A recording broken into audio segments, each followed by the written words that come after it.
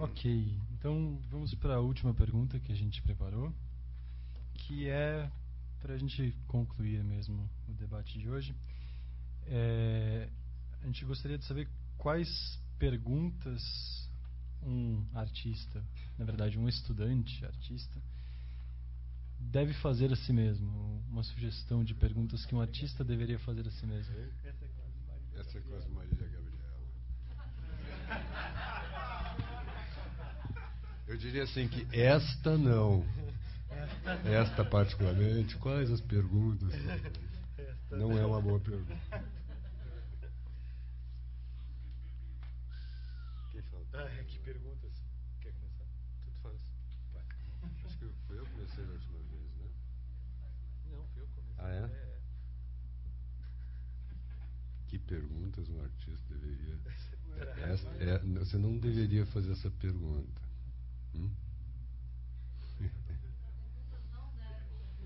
Não, repita de novo para eu. Que perguntas um artista, um estudante de arte deveria fazer a si mesmo? Tem aquela clássica assim, o que eu estou fazendo aqui, né? Essa é uma que deve se repetir todo dia. Todo dia, toda hora. Toda hora. Você tem, de vez em quando você tem que parar e dizer, peraí, o que eu queria mesmo? O que eu estou fazendo aqui? Como é que eu fui... Você pode também fazer outra possibilidade, que é como é que eu vim parar aqui? Né? Quem botou isto na minha cabeça? Se você não tiver nenhuma resposta para isto, aí talvez você pelo menos eliminou essa preocupação em fazer perguntas, né? O que já é um ganho. Então acho que você deveria fazer, enfim, é muito difícil você, especialmente nessa idade ainda,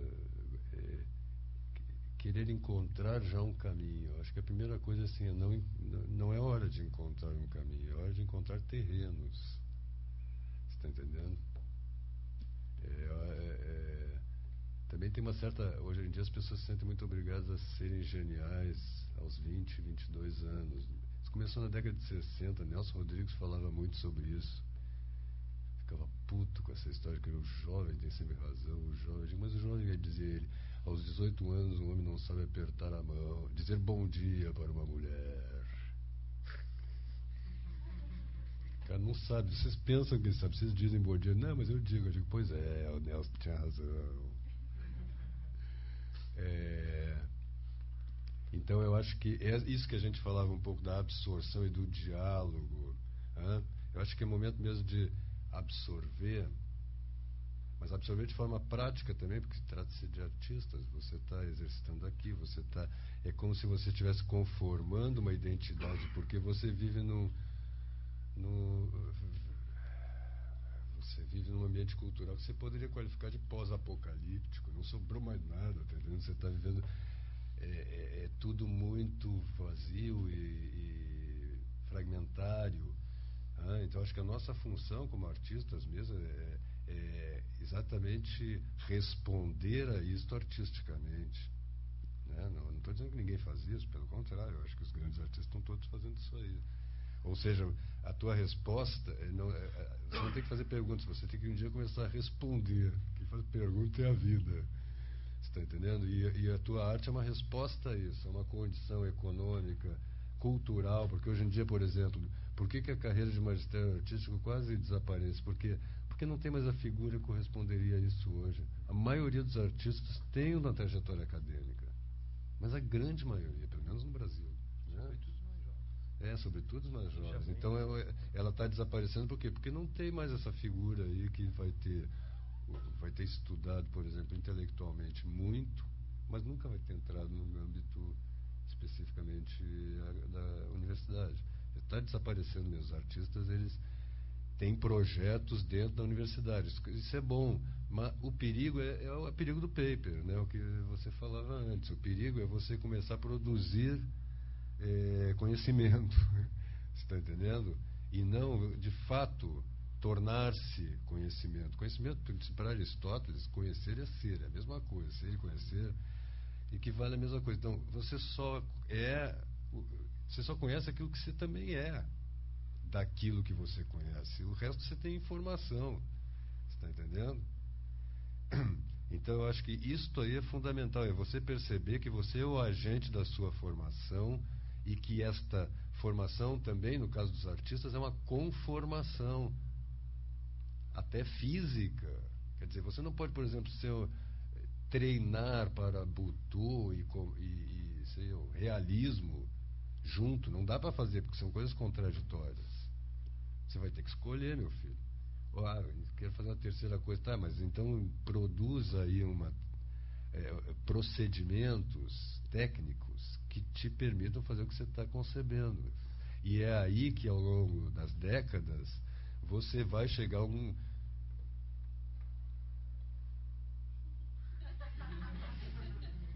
você vai chegar a, de fato, vamos dizer, uma produção mais pessoal. Não tem como que ser pessoal aos 18 anos. Não é impossível.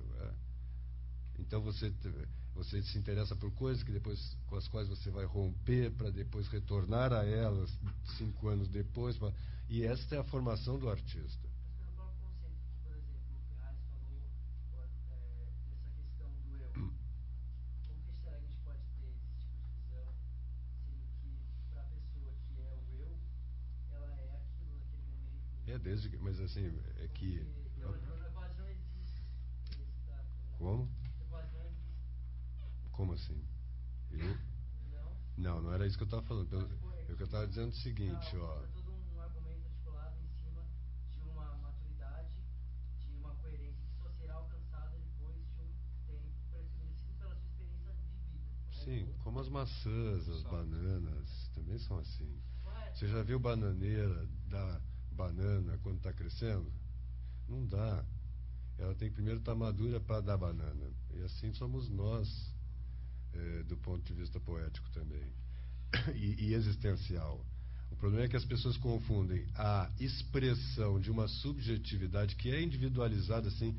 Quem te disse que você está chamando de eu é de fato seu eu? Quantas vezes você já se perguntou isso? Mas naquele momento era meu eu me perguntando quem era o meu eu. Então, para você ver como você não sabe bem quem é seu eu. Você sabe quem é o seu eu? Claro. Eu sou este sujeito que está conversando com você. Eu sinto a mesma expressão, apesar de ser 20 anos talvez mais novo. Mas veja, é que assim, o eu não tem uma figura, o eu não tem uma forma, o eu é algo que intelige. O eu é algo vivo que é capaz de querer e inteligir. E, portanto, quando você diz assim, eu não sei o que é o meu eu, é porque você imagina que o eu é uma forma. Você, assim, não, você não pode dizer eu não sei o que é o seu eu, só comprova que você, de fato, não sabe. Porque eu não sei quem é o meu eu, eu sou o meu eu. Meu eu é o que eu... Não é ética, é intelectual mesmo isso que eu estou dizendo. A gente é uma confusão de construções. Tem uma construção mental que você está confundindo com a consciência, com aquilo que é, e sem o que a própria construção mental não existiria. A construção mental se dá dentro do seu eu, mas o seu eu não se restringe ao que a construção que você faz dele, você está entendendo? Mesmo porque o seu eu mergulha no infinito. E você não vai abarcar isso, meu filho. Então, é que você está confundindo o eu, que seria a sua história, com o eu que é o sujeito dessa história. Você está entendendo? Então, o eu é uma potencialidade. E se nada se realiza desta potencialidade, bom, então eu é toda aquela potencialidade. E mais nada. Você está entendendo? É o negócio do Aristóteles. Você é o que você conhece. Agora, as pessoas hoje em dia não têm mais ideia do que seja conhecimento. Mas ninguém está pedindo isso. Eu acho estranho, porque você dá um argumento para justificar o seu eu como um eu. Não é o meu, qualquer eu é isso que eu estou dizendo. O seu também, o dela também. que hoje em dia talvez não tem feminino para eu ainda, né? Mas vamos Eu. descobrir é o eu e o ela, porque você não pode, né? O Tudo eu e tem a que, ela. senão você é machista. Esse é um problema para as feministas, hein? É. Qual é o feminino de eu? Você só tem o eu. Que coisa mais machista. Eu tenho um eu, não, eu tenho uma eu. Não estou falando, veja, eu só estou dizendo o seguinte: uma obra de arte é diretamente, a qualidade de uma obra de arte é diretamente proporcional ao talento técnico e poético do artista e à sua profundidade existencial. Mozart. É um bom exemplo. Idade que ele já era considerado um gênio, por exemplo, de produção. Mas você viu o que ele escrevia lá? Você já ouviu o que ele escrevia? Ou já leu aquilo ali? Não, tem fatos históricos da produção e está até hoje uma produção de um considerado um compositor extremamente Então, bom. como dizia o Nelson, seja Mozart que eu, ok, aceitei. Mas a regra não é essa. Para um Mozart você tem 2 milhões de Roberto Malé musicalmente, tá entendendo? Que vai ter que ir lá aprender do beabá e aí pode ser um bom músico. Então você não pode tomar exceção, quer dizer, é que nem Shakespeare, você vai puxar, Shakespeare escrevia Rimbaud. O Nelson fala do Rimbaud, vem um menino dizer assim, por que você é contra o jovem? O Nelson diz, não, eu não sou contra o jovem em princípio, eu não sou contra ninguém. Não, da poesia jovem, eu tenho 18 anos, eu digo, seja um Rimbaud que eu vou gostar. Mas a regra é a seguinte, você não consegue, como eu digo aos meus alunos, você não consegue beber um copo d'água em cena de forma verossímil, assim que a gente olha e diz, ele está com sede. Não, é falso. E aí você quer ser o Hamlet, tá entendendo? Você quer fazer Shakespeare. Eu digo, não vai dar. Não vai dar. Não, mas eu quero me exprimir. Eu acho, olha, por que você não exprime o que o Shakespeare exprimiu? Você acha que você está no mesmo nível do Shakespeare? Você está maluco. Tira da profissão, tá entendendo? Mas não, desse tipo de pensamento quer dizer o seguinte, eu tenho tanto valor quanto o Shakespeare. Isso aí, enquanto ser vivo. Se eu matar o Shakespeare, vai ser tão grave quanto eu te matar. Agora, você não pode dizer, a minha obra tem tanto valor quanto a obra do Shakespeare. Eu digo, pode parar. Ou me prova isso. Escreve aí 37 peças. É só isso. Se eu reconhecer esse eu que você fala, você diz que você... Então, se eu falo desse eu, é porque não é eu esse que você está dizendo. Considera que se tem esse seu eu correto ou não? Você acabou de afirmar isso para mim. É que nós estamos falando de eus distintos. Não vale a pena a gente entrar nisso, que isso aqui já é metafísica, não vale a pena. Isso, a única questão só que eu queria perguntar é que eu sinto uma certa postura em relação a esse tipo de filosofia que me soa um pouco, não sei, talvez essa sensação de impotência de ser o agora com uma possível promessa de algo a ser alcançado, e em nenhum momento estou falando que eu agora, na minha idade, na minha produção artística, quanto músico, que sou músico, produzo música. Como compositor, faço música. Através de influências, sim. Através de referências, sim. Agora, como é um parâmetro que eu acho complicado, que é tipo, você está partindo de um parâmetro e talvez toda a categoria de estudantes, ou toda uma categoria nova, jovem, que existe, talvez se sinta uma espécie de potência e talvez uma grande hierarquia entre você e eu, que talvez, entre diversos outros fatores que não são da produção artística, e sim existenciais, se aproximam muito, como você falou, por exemplo, em matar, que seria um crime. E até o conjunto, a riqueza de sabedorias que eu posso ter tido pela minha experiência do meu eu, que diferem da sua. Então, Sim, eu acho você que está... não é uma visão tão cristalizada. Não é visão. Você tá expressando sentimentos. Você está expressando como você se sentiu diante das coisas que eu disse. É isso que você está expressando. Porque você não está analisando o problema, até porque você não tem ainda um domínio linguístico para fazê-lo. A as frases que você constrói mostram que você está fazendo poesia, na verdade. Você está expressando algo que você sentiu em relação ao que eu disse, mas que você sequer analisou esses conceitos, né, intelectualmente, de maneira que eles são como que gestos.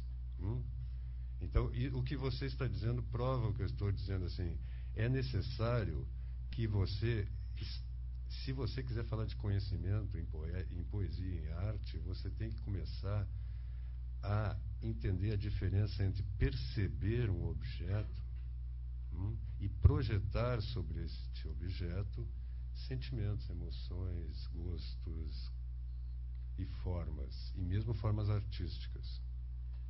É muito fácil você projetar sobre um piano uma estrutura musical que fique até razoavelmente bonita, obedecendo a uma série de regras. Né? E você vai dizer, eu sei música. Não, você sabe aquelas regras, meu filho. Você está entendendo? Isso não tem alma. Porque o que é alma? A alma é a forma, dizia já o velho Aristóteles. A alma é a forma do corpo. Ou seja, a alma é a estrutura que permite que a obra de arte seja aquilo que ela é. Está entendendo? Então, obviamente, você está respondendo a uma sensação. Quando você fala... Você, por exemplo, começa a falar em hierarquia quando não se tocou no assunto. Né? Quer dizer, você responde ideologicamente a uma colocação que era reflexiva. Você está confundindo dois eus. Você ora fala de um, ora fala de outro, mas você não sabe quando você está falando de um e quando você está falando do outro. E às vezes você está falando de um terceiro que está só na tua fantasia. Então o que eu estou falando é exatamente disto. Falta, quando você começa a ter muitos meios técnicos e tecnológicos de produção, você confunde fatalmente a potência desses meios com a tua, não potência, porque potência você pode ter muito, mas aquilo que você é capaz de realizar. Ainda mais hoje em dia, com computador, você faz o que quiser, né?